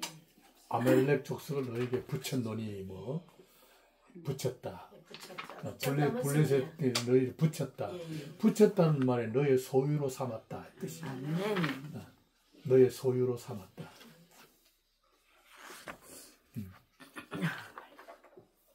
그러니까 이 응답이 탁 들어오면 이스라엘 백성들은 전쟁하러 갈 때 어떻게 했느냐. 전쟁하러 간 게 아니라 그죠? 전리품을 거두러 간 거예요. 그냥. 그 가나안 전쟁들 보면 좀 그렇게 간 거예요. 여리고성도 그렇고 아이성도 그렇고 뭐 전쟁할 것도 없어. 가면 이미 다 전쟁이 준비되어 있는 거야. 우리도 이런 전쟁을 하기로 되어 있어요. 하면요 이상하게 내가 별로 필요하지도 않고 거두는 전쟁들이 있어요. 예. 그렇지. 주여 전리품으로 하소서. 이런 게 많아. 난 그런 경험도 좀 있지만은 우리 이 목사님 개척하고 뭐 애를 많이 쓰는데 그런데 이게요 이 교회가 어느 정도 부흥하려면 부흥의 어떤 조짐 같은 게 보여요. 영적인 환상도 보이고 분위기도 이제 보면 덜먹덜먹하는 뭔가가 보인다고.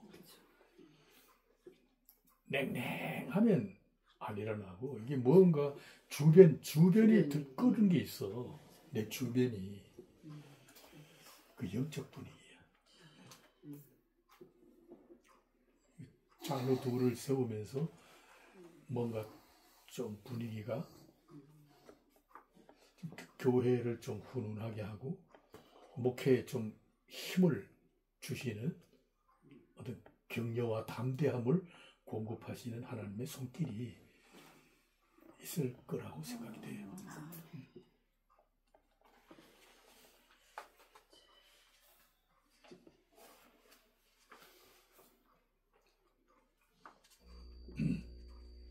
자, 시간이 없다 이거. 다 끝나가는데 끝나야죠. 갈 때가 됐나요? 아니 괜찮으세요. 아브라함의 일생에서 처음으로 감행하는 군사행동. 롯을 구하기 위하여 목숨을 걸고 전쟁을 감행합니다. 자기 옆에 기꺼이 떠난 얄미운 족합니다. 그죠? 네. 아브라함의 생각은 이미 자연인 아브라함에서 나온 것이 아니고 하나님께서 아브라함의 마음을 움직이신 결과 약속의 말씀을 떠올렸을 거예요. 내 자손이 땅에 티끌같이 번창하리라. 그렇죠? 그럼 내 자손이 땅에 티끌같이 번창하리라 했는데 롯이 잡혀갔어요. 그럼 땅에 거할 자손 번창할 것이라 했는데 잡혀간 조카를 구해내는 것도 이나 사명이잖아요. 자, 지금 적군의 포로가 된 상태예요. 이거 구출해내야 되잖아요. 이거 말하면 우리 주변에 포로가 된 사람들이 얼마나 많아요. 네. 우리 주변에. 세상의 포로, 물질의 포로, 마귀의 유혹의 포로, 이단 세력의 포로가 돼요. 이런 사람들이 많거든요. 잡혀갔잖아요. 이걸 구출해내야 돼요. 예.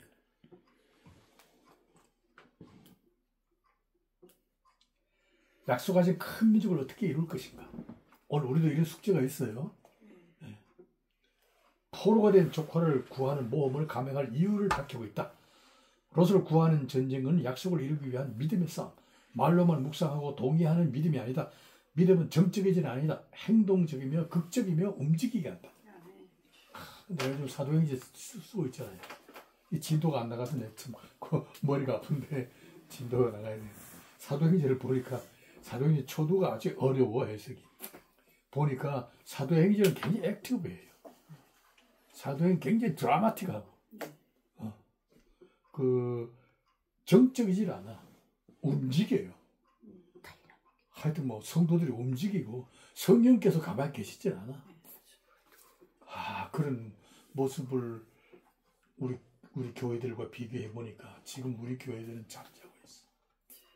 너무 냉랭하고 이 기도원도 뭐 수풀이 우거지고 기도 처소가 문 다 닫아버려. 그 좋은 처소. 그럼 그 잘 지어놓고 이게 참 문제다.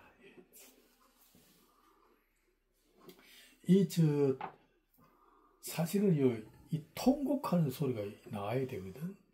이 탄식하는 소리가 나와야, 울부짖는 소리가 나와야 되거든요. 사실은 그 애통하는 자가 복이 있잖아요. 또 목마름이라는 게 있어요. 영적 목마름. 참 그 진리에 대한 그 갈급함이 있을 거 아니에요. 목마름, 배고픔, 갈증, 이런 게 있으면 자연적으로 마음에 애통이 일어나야 되거든요.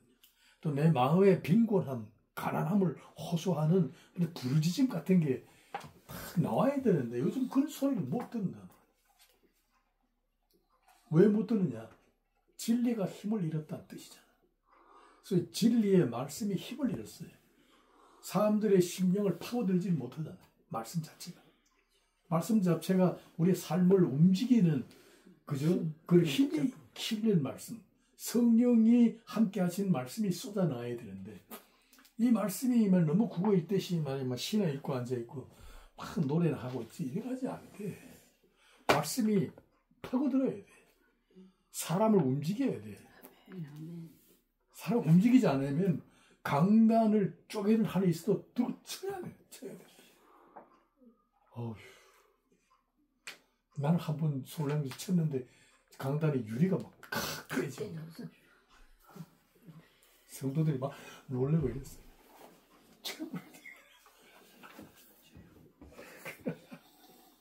그래서 사도 바울이 그 복음을 담대하게 예, 그렇게 전하게 해달라고 그래. 그게 참 담대한. 하나님이 집어넣는 그리고 믿음은 담대한 기백이 있어야 돼. 그래야 이런 전쟁도 하지. 목숨을 내놔야 되나? 한번 하세요. 네, 아멘. 나는 이재우 목사님께 굉장히 기대가 많아. 요즘 이재우 목사님이 어떻게 해주면 제가 맨날 말은 저 종교계 500년 만에 나올까 말까 인물이라고 이분은 그렇게 남편은 똥 밟는 소리 하지 말고 아프다고 하지 말고 진짠데 그러죠. 예, 제가 막 그러거든요. 그럼요. 제가 그런 그게 잠재적인 그런 하나님을 높이는 그 뭐가 있어요. 그럼. 제가 그게 있어요. 그게 발산을 못 해가지고 남편을 너무 사랑하다 보니까 그게 눈치 보니까 이제 언젠가는 하긴 하겠지만. 그럼요. 네. 도와줄 거예요. 또 하나님이 또 어르신들을 다 모아놓고 어느 날 제가 이 땅을 정화시키고 그 지역의 형들이 공격 굉장히 심해가지고 어르신들 힘들어. 그걸 알기 때문에 고민을 많이 하다가 기도하면 어느 날 어제도 다 모였어. 그럼 나는 이제 이것만 하고 갔다 와야지. 미리 배웠으면 제가 막 했을 텐데 그런 게 없어가지고. 네. 근데 너무 진짜 이게 그 상황이 다윗과 골리앗과 탁월한 자들이 주변에 다 이렇게 둘러쳐가지고 너무 세상적 탁월한 자들만 있어서 제가 과연 거기를 뚫고 나갈 수 있을까? 그런데 이제 하나님이 하시니까 이제 하나님이 내 편이다. 편 들어주셔요. 그게 그건 말씀을 이렇게 배웠으면 내가 이렇게 힘을 확 갖고 갔을 때 세상에 뿌리를 내리고 세상으로부터 그 터득한 출세, 명예, 재물, 학문 뭐 그런 것들 아니겠어요? 그게 언젠가는요. 그게 내 눈에 가소로 보일 때가 와. 그게 불쌍하게 보일 때가 와. 아멘. 맞아. 내가 갖고 있는 영적인 지식이 좀 자신감을 갖게 되면 불쌍하게 보이고 그 자랑하는 그것이 가소로워 보여. 그런 게 딱 올 때 그 뭐요 하나님이 내를 편들어 주니까. 아멘. 너 가만히 있지 말라.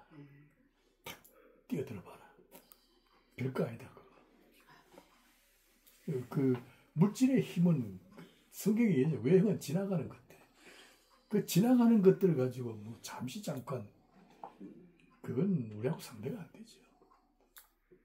저는 그런 거를 경험하고부터 자신감이 붙더라고. 그래서 이게 개척이 됐나 봐. 뭐 그런 게 뭐 내가 키가 죽거나 뭐 이런 게 아니고 그게 막 불쌍하게 보이고. 너무 막 그런데 자랑하는 거 보면 참 너무 뭐랄까 좀 내 눈에는 그게 불쌍하게 보여. 불쌍하게.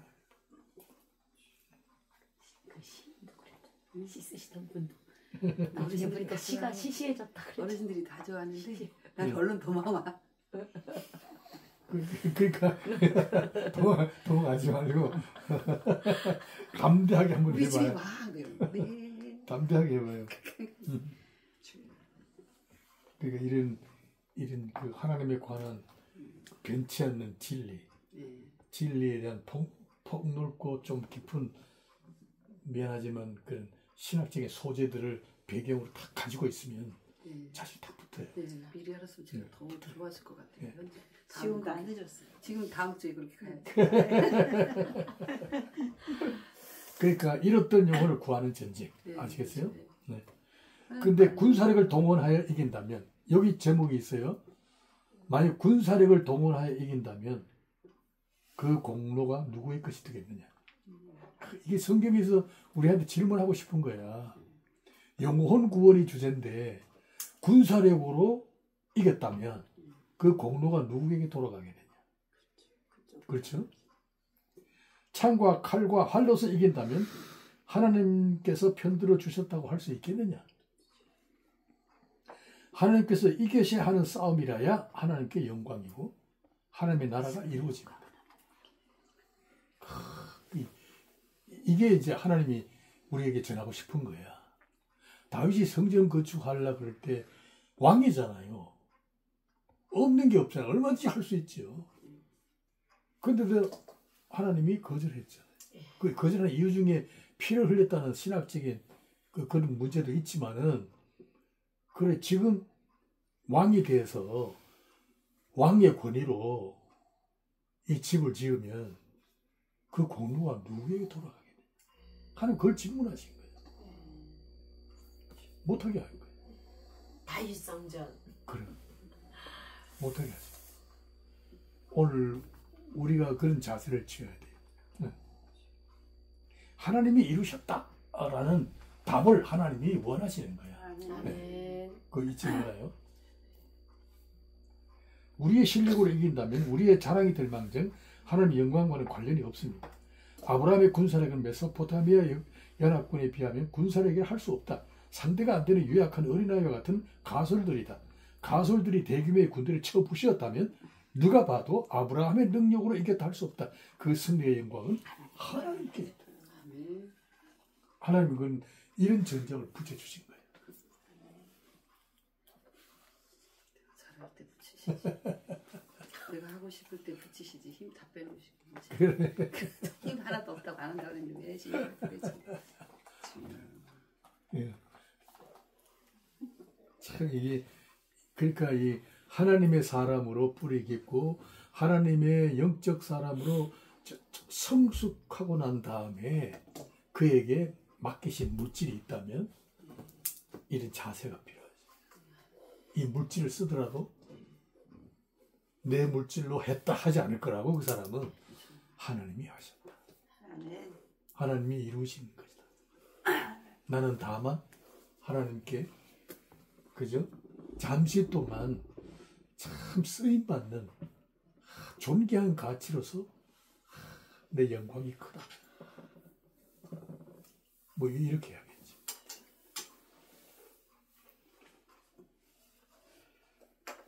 믿음의 사람은 역사의 주체이며 거룩한 그루터기, 교회의 존재를 혼탁하고 부패한 세상을 하나님의 진노의 심판으로부터 구해내는 역할을 할 때 빛이 납니다. 영혼 하나를 구원할 때 내 선행이 빛이 나고 내 재물이 빛이 나는 거예요. 내 건강도 빛이 나고 한 영혼이 이 구원함에 이르게 하는 선행, 그죠? 그 영혼 구원에 이르게 하는 내 재물, 내 사업, 그때 그게 빛이 나는 거야. 한 사람의 독실한 믿음의 사람이 한 가족을 구원한다. 나는 이 목사 보면 이거 생각이 나. 아직. 네. 참, 이게 굉장히 중요한 거예요. 그러나 소돔 성은 의인 10명이 없어 하나님의 진노를 피할 수가 없었다. 국가의 안보나 장래의 번영은 막강한 군사력으로만 보장받을 수 없다. 그렇게 막강한 당대의 군사력을 자랑하던 나라들이 지금은 이슬처럼 다 사라져버렸다. 그렇잖아요. 네. 이스라엘을 정복했던 나라들 있잖아요. 아스리아, 바벨론, 그죠? 그 다음에 뭐 페르시아, 그리스, 로마 엄청난 국가들이 다 사로잡았어요.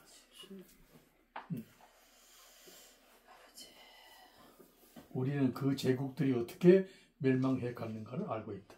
무신론자들의 국가들이 당한 비참한 최후를 다 보았다. 하나님은 공의로우시다. 하나님은 약속대로 역사의 방향을 잡으시고 이끄신다. 아멘. 난 우리나라도 이렇게 이끄시길로 봐요. 아멘. 네, 하나님께서. 아멘.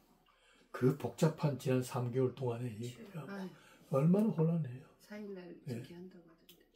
이거는 그런 모든 복잡한 갈등 구조 속에서 하나님은 우리나라의 장래를 보장받을 만한 새로운 터를 지금 말하는 아멘. 터에 대한 싸움이야. 아멘. 이거 알아야 돼. 터에 대한 싸움. 맞아요. 토양에 대한 싸움, 토양에 대한 싸움. 신앙도 마찬가지야. 그것도 사도들과 그 선자들의 터 위에 세워진 교회를 해야지. 아주 이 터에 대한 싸움. 신앙은 터에 대한 싸움이지. 얼마나 많이 열매를 맺느냐가 아니야. 토양에 대한 토양이 좋아야지. 우리나라도 이 자유민주주의 국가로서 또 종교의 자유가 있고 기독교가 중심이 되는 그죠? 아멘. 그런 그 정치와 문화의 토양이 다 아멘. 서구 문화들처럼 주여. 좀 그랬으면 좋겠어요. 아멘. 이번에 아마 그 작업의 어떤 시작점이 아닌가 싶어. 아멘. 지금 이거 3개월 만에 그죠? 흑백이 다 드러난 거 아니야? 그렇지? 대통령이 고통 감옥 가가지고 당할수록 많이 했어. 일을. 의로운 게 계속 발언하잖아. 은혜, 은혜. 나는 한동훈이 굉장히 좋아했는데 못 쓰겠더만. 네. 그렇죠. 한동훈이. 저도요. 놀랐어요. 못 쓰. 근데 우리 교회들이 정신 좀 차렸으면 좋겠어. 네, 맞아요. 아브라함은 그의 유일한 고르기는 롯의 멸망을 방치할 수 없었다. 목숨을 거는 모험에 뛰어든 것이다. 하나님 중심으로 사는 신앙인들은 이웃의 멸망을 보고 팔짱을 끼고 구경만 하지 않는다. 기도만 하고 움직이지 않는 자는 아니다. 신앙을 종교활동 정도로 취급하여 형식만을 떼우는 자는 하나님의 승리를 거둘 수 없다. 움직여야 돼. 네, 아멘. 아멜렉과의 싸움에서 모세의 손이 하늘을 향하여 들려질 때 이스라엘이 이겼다. 그러나 모세의 기도만으로 이긴 것이 아니다. 전쟁을 수행하는 자들은 이스라엘 전 장병들이었다. 거기에 여호수아는 총사령관으로 목숨을 걸고 싸우고 있었다. 한편 기도하고 한편 싸움. 교회는 영적 무장을 준비시키는 곳, 잃었던 신앙을 회복하는 곳. 우리는 역사의 주체이지 객체가 아니다. 이거 중요하죠. 우리 그리스도인들이 이런 의식이 있어요. 우리 다문화 가정에 그 필리핀 사람들에게 이런 의식을 집어넣으면 좋아요. 지금 우리 아들이 필리핀에서 35년, 한 40년 가까이 살았나? 아주 거의 뿌리가 깊지. 근데 그게 이런 의식이 있어야 돼요. 필리핀 애들한테. 필리핀은 아직도 가난하거든. 걔들이 참 생존하기 위하여 상당히 어려움을 겪고 있는 애들. 얘들에게 너희들은 역사의 주인공이다. 이 의식을 해줘요. 너희들은 잠시 왔다 가는 하숙생이 아니다. 우리가 하나님의 역사를 이끌 거룩한 그루터기다. 우리가 아니면 하나님은 불의하고 타락한 인간의 역사를 존속시킬 이유가 없으시다. 아직까지도 역사의 종말을 끝내지 않으신 것은 우리가 해야 할 사명이 남아있기 때문이다. 우리의 싸움은 혈과 육의 싸움이 아니라 영적인 싸움이다. 믿음으로 하나님의 말씀을 실천하는 것이다. 기도와 감사, 평강, 희락 그리고 성화의 결실을 거두게 되면 우리 자신과 가정, 교회뿐만 아니라 우리 곁에 함께 살고 있는 이웃들과 사회, 민족 전체가 하나님의 약속대로 번성의 길을 가게 된다. 우리 한 사람이 중요해요. 아멘. 하나님은 우리에게 역사의 장래를 맡기셨다. 자, 결론 내리겠습니다. 하나님은 우리에게 교회 역사를 맡기시면서 하나님 자신의 것을 경험하는 모험회로 부르셨다. 이거 상당히 중요해요. 구원 다음에는 구원 공동체 교회예요. 교회는 뭘 해요? 하나님 지식을 공급하고 하나님의 자심을 경험하게 하는 영적 훈련 장소예요. 아멘. 영적 성장의 도전이에요. 그게 교회예요. 하나님의 자신을 경험하는 모험회로 부름을 받았다. 우리는 모두 하나님의 전쟁에 참여하고 있는 믿음의 병사들이다. 교회는 물리적인 힘을 길러 세상을 이기는 곳이 아니다. 영적인 사람으로 하나님의 뜻을 두고 싸움하는 믿음의 용사들이다. 하나님께서 붙이신 싸움에서 승리를 거두는 즐거움과 한이는 오직 하나님을 의지하고 적진을 달리는 자에게 주어진다. 다윗이 그랬죠. 내가 하나님을 의지하여 적진을 달리나이다. 담을 뛰어넘고 적진을 달리나이다. 하나님께서 행하시는 전투는 물리적 싸움 아니다. 정치 운동이 아니다. 거룩한 백성으로 진리를 지키는 신앙의 싸움이다. 말씀과 기도로 무장하여 하나님의 나라의 질서를 지키며 보존하는 사역에서 원수들과 맞서는 것이다. 영적 참 힘을 길러야 됩니다. 그러려면 영적인 건 뭐 보이지 않잖아요. 그죠? 영적인 존재인 하나님도 안 보이고 또 영적인 것은 오직 믿음으로 우리가 고백할 따름이지 실제로 보이지 않잖아요. 그러나 보이는 게 하나 있어. 보이는 말씀이 문자로 된 하나님의 말씀이 보이잖아요. 네? 이 보이는 말씀. 또 보이는 게 뭐예요? 그리스도의 몸인 교회. 보이잖아요. 성도들의 지체. 눈에 보이는 거죠. 하나님의 나라의 뜻이 실현되는 하늘나라의 그죠? 하늘나라의 영역이잖아요. 하늘나라의 영역.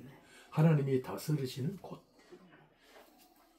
그곳에서 다윗이 나왔고 그곳에서 아브라함이 나라했거든요. 그러니까 우리의 힘이 자연으로부터가 아니라 하나님께로부터 온 자들. 세상은 뭐예요? 자연으로부터 끌어올린 그죠? 공간의 힘이잖아. 공간의 힘. 좀 어렵나? 인간의 가능성은 공간에서 나오잖아요. 우리 물질 문명의 이기들, 뭐 우리 누리는 행복의 그 현실적인 조건들이 있잖아요. 이런 것들은 이 공간으로부터 끌어올린 인간의 가능성이 만들어 놓은 산물들이잖아요. 네?